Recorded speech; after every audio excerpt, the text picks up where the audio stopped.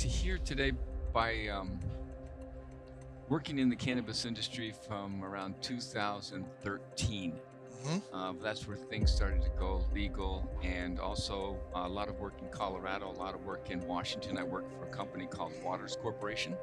Okay. So we made liquid chromatographs, mass spectrometers, and the cannabis industry at that time didn't have as much analytical work, in Colorado didn't have any requirements for that. So we ended up working with a company in Colorado um, to develop some of the methods. And then Sanjay came out to Colorado, and after that, the world changed about looking at the products for epilepsy, looking at the products for seizures, looking at the products for anti-inflammatory, but also doing extractions of more pure extractions than just going to Home Depot scientific products where you went back through and got some, blasting and such like that. So we really moved into the science part, and at that time, extraction was 24 hours, and we figured out a way to do the extraction in 90 minutes with multiple collectors by CO2, and then the world took off. And so I've just continued to study. So the quick part to my understanding of the technology is I made a decision in November of 2014 to get up and read an hour every day on extraction. And then since that time, I've still done it. So I still did it this morning. I love it.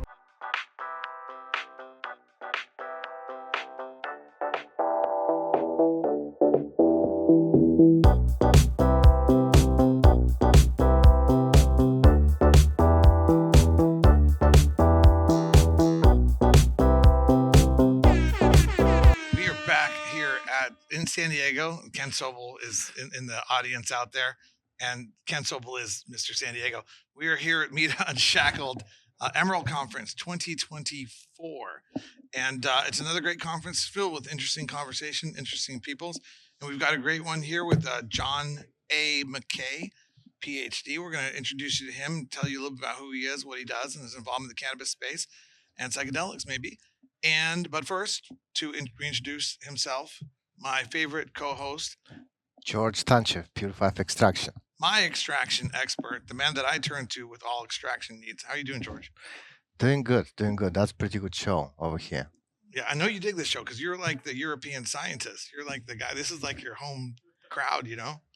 Absolutely. It's a lot of scientists, real scientists here at this show, a lot of good insights. And Johnny is one of them. He's talking tomorrow, and a lot of things to learn. Excellent. Well, we're going to get to know John here. So thank you for bringing him to us. George is functioning as the official recruiter. Who the best here at the best knows the best. So we really appreciate you, George, and everything you do for the industry and extraction. So John, how you doing? Very well. It's been a great conference so far. Where Early on, where are you coming in from, John? I'm coming in from Bakersfield, California. Bakersfield, California. Okay, cool. Well, we like to get into like the OG stuff where you used to ship from California to New York City large quantities of illegal marijuana. We can skip right over that and get to how did you get involved in the modern recent form? I'm just kidding. It sounds like I didn't do that. I didn't do that often. Okay, well, hey, John, you're my man over there. I went to Boston University. My brother was at U of A in the 90s, and we did a lot of stuff like that. I went to the University of Vermont Excellent. and St. Lawrence University. And are you originally from Bakersfield? No, I don't know.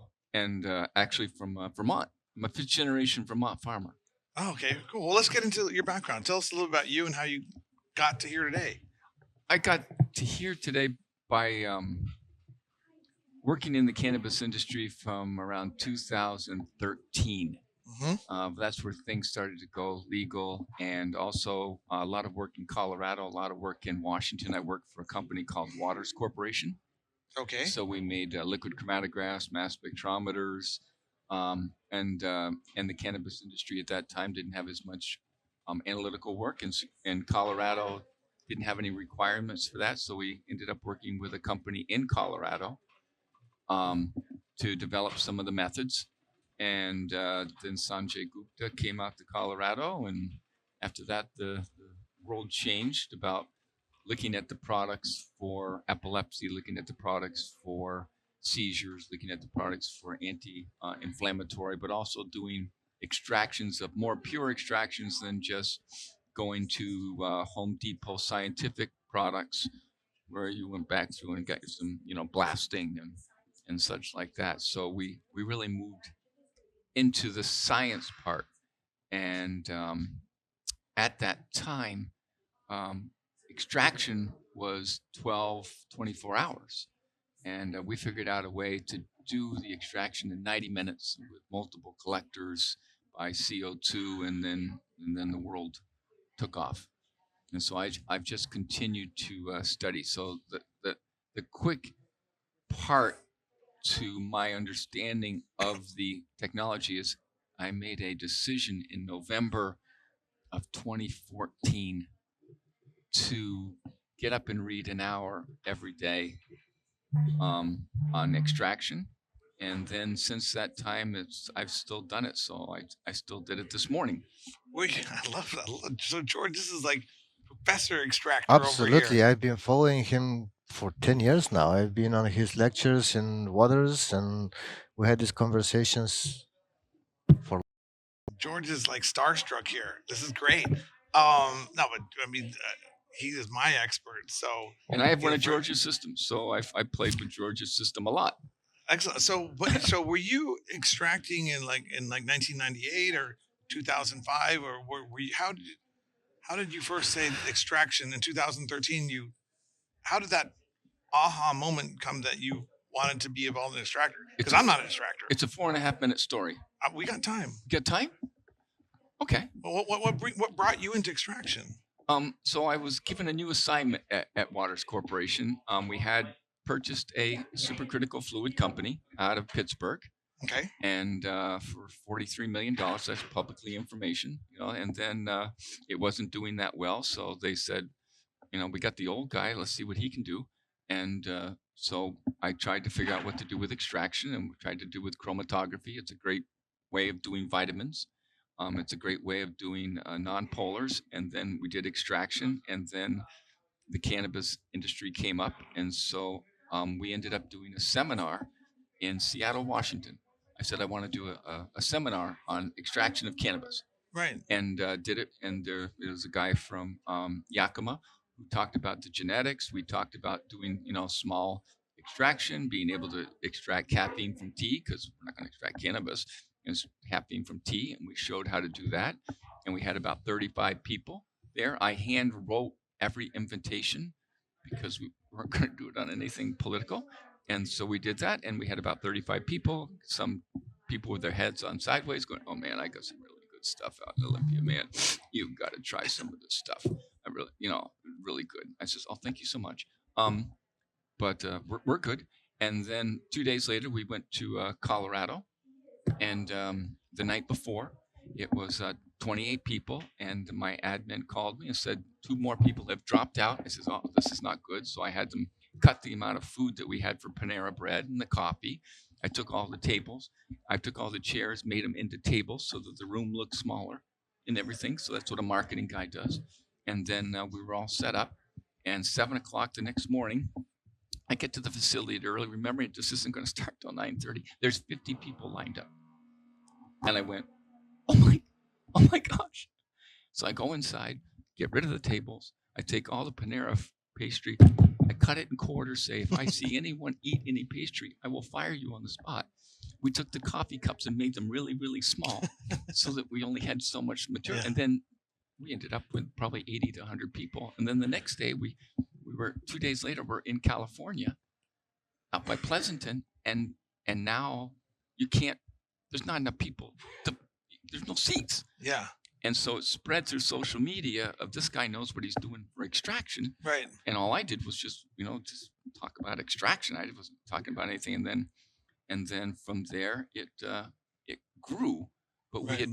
we had met a niche that the industry was needing for faster extractions, more pure extractions.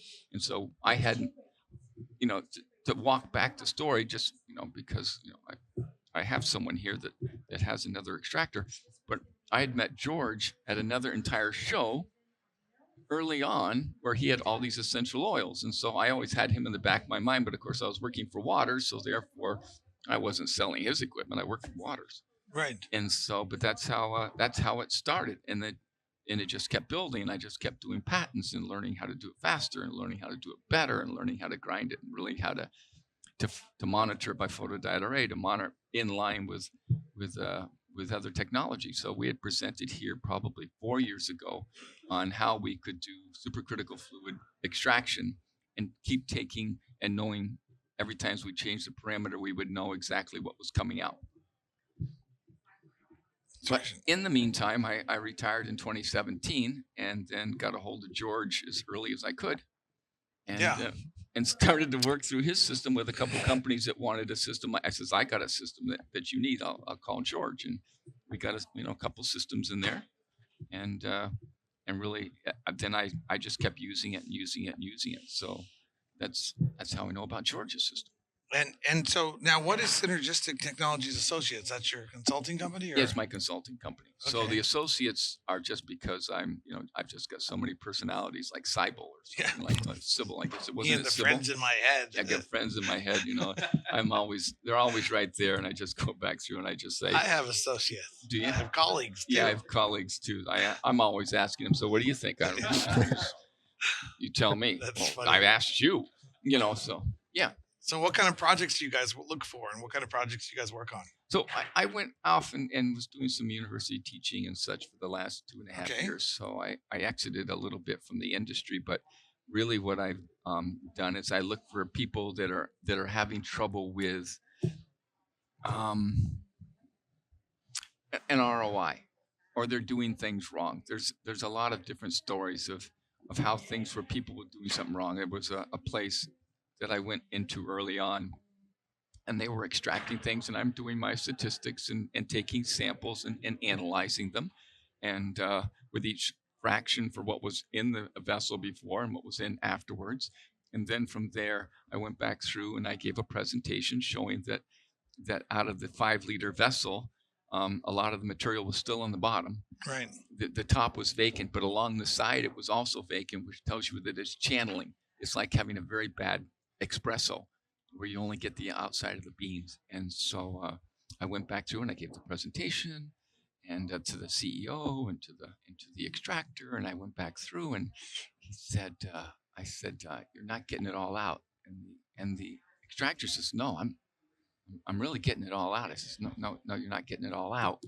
And so the CEO said, no, he says, John, that he's getting it all out.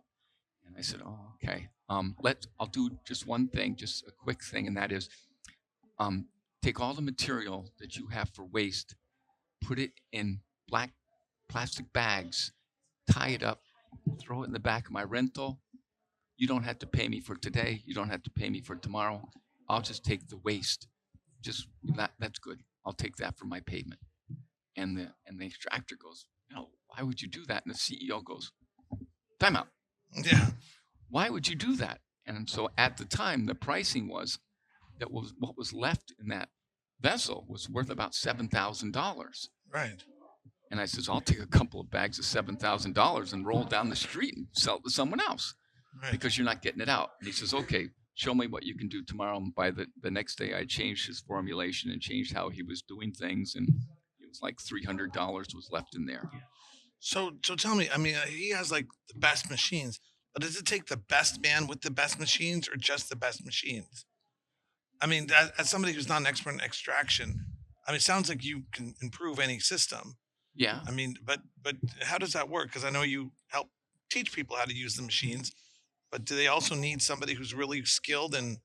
If I throw you into a NASCAR, you're not winning. Okay, that makes sense.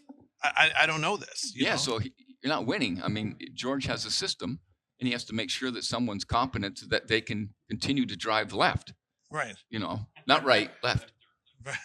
Boom, boom, boom, boom. Yeah, no, I got that. I just got that. I wasn't following the NASCAR metaphor. So you go at NASCAR with Ferrari or Ford? Yeah. In general, every system, that's the beauty of extraction, because there's so many systems and everyone does different output, Right. and that makes the market brighter. So you get the CO2 extractions, the ethanol extractions, the aerosol extractions, and there are customers for everything.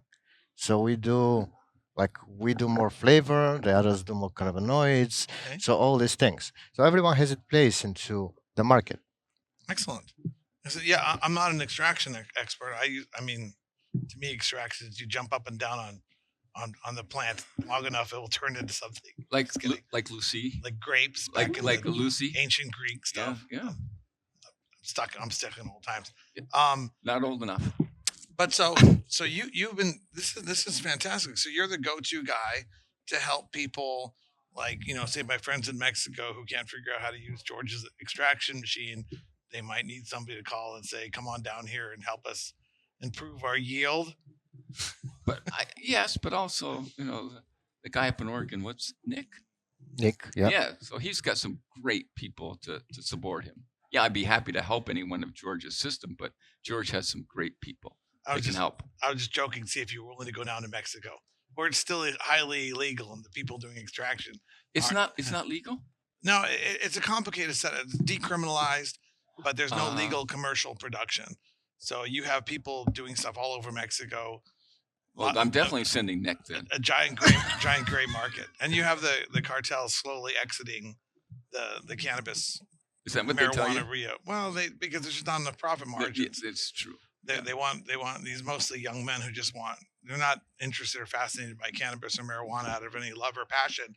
They're interested in money, and so if there's no money in bringing bales across the border, then they'll move on to other things. Oh, I remember in 2017 when I got a call from ICE and my friends at the U.S. Attorney's Office. They were like, "What do we do with 9 gallons of oil being brought up from Mexico? How much weight is that?"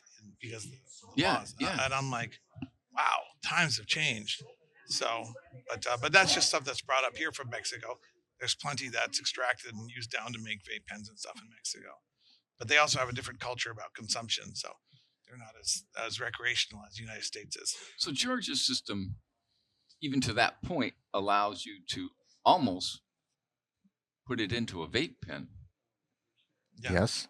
I mean, it's with the conditions correctly set, and the amount of and the size of the material and how you set it up, you can do that, and I've seen it. So I mean, I'm certainly sold on that one. So if people want to learn how to improve their extraction methodology and improve their ROI, understand the machines that George has sold them, they call you. They could call me if they wanted to. Yes. Well, I would. You would? I would. Why not? I mean, Wow. George Can I take down your information? Yeah, Just- I'll pass it on right here. John McKay, extraction expert, as vouched for by the man who sells the best extraction machines. That's a pretty big compliment. So How long have you been doing this? we've been doing the podcast since about 18 months. 18 months? We've interviewed about 500 to 1,000 people. Really? Yeah, there's a ton of content online. I mean, literally, the way we kind of look at it is like, what would an 18 to 22-year-old college kid who wants to get into the cannabis industry need to know and who they need to meet? Oh, okay. So, for example, you've added a lot of information, a lot of things to think about in regards to extraction and what does extraction mean. And, we could talk about the future of extraction in cannabis and where it's going for 5-10 minutes if we wanted to, but you've already added enough that people are like, hey, maybe I can reach out to this guy and he'll help guide my path. That's kind of how we treat Meat Unshackled.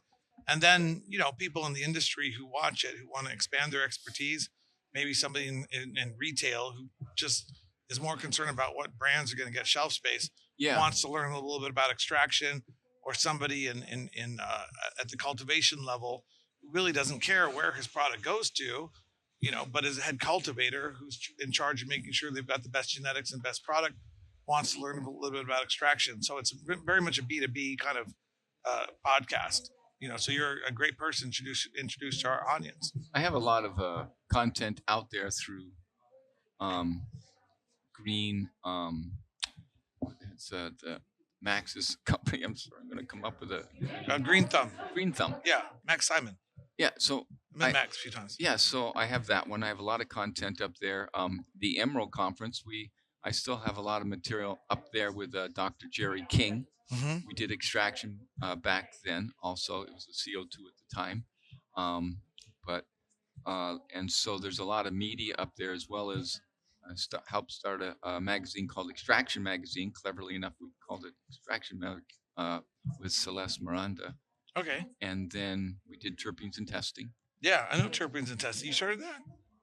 Well, I helped in the earliest yeah. writing Yeah. with Celeste on that one. So I was still at Waters, wrote a lot of articles there that has myself and John and Alex and my other personalities Yes. are there. The colleagues in your head. The colleagues in my head. So there's a lot of information there early on the statistics and how to make sure that you grab all it. Did some work with Willie Nelson's group.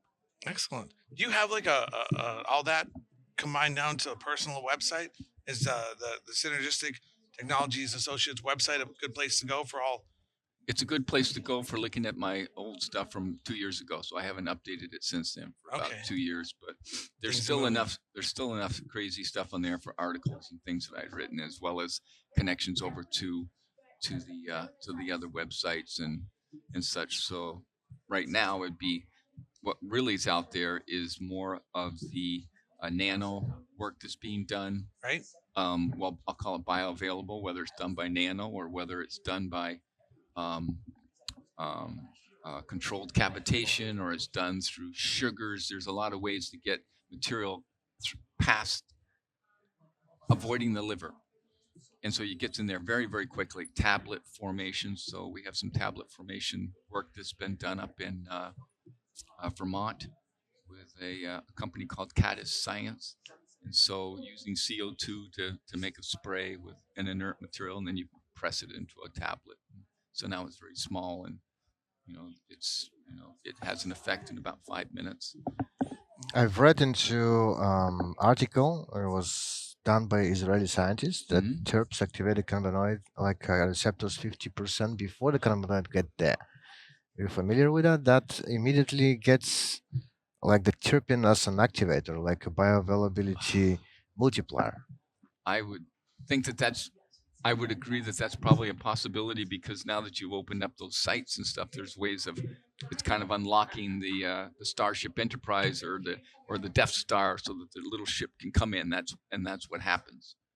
So the same. I like that. I like how you make it simple enough for me to understand.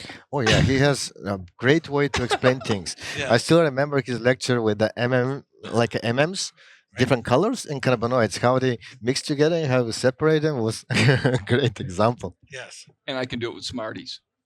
No, that's fantastic.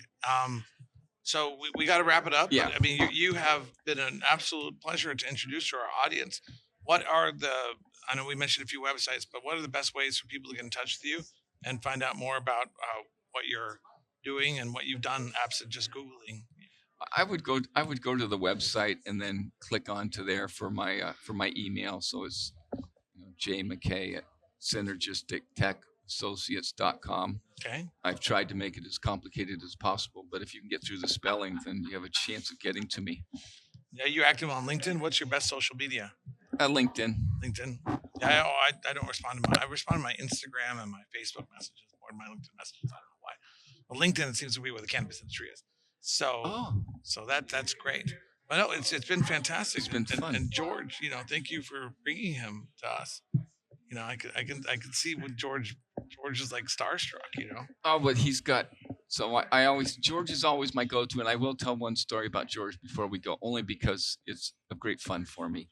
And that is, there was a customer. I was at his facility in Phoenix, and they have a small table out front, and then they have all the back offices and the labs out back. And this woman was smelling the different oils, because he has unbelievable essential oils, and she was able to take and smell the difference between different varieties of roses. And for his instrument to be able to pull the essential oils and not just pull everything out, but pull out those essential smells is incredible. But also, I found out more recently that Michelin chefs like to have their own oils. And so that would be another one for George to do. But to have that distinction between not just here's rose oil, but here's 5 rose oils, and just like, oh my gosh. So I was convinced that day. I have this a lot, especially when I work with farmers. They recognize their own material from the year before and the year after, or like all this fine, the monoterps, everything is up there. It's great stuff. Excellent. We'll have to get together next time you're in Phoenix. Get together, George. We'll have a meal and go smell his roses. Okay. Thank you so much. It can be the Rose Parade. This has been another episode of Meat Unshackled. Thank you.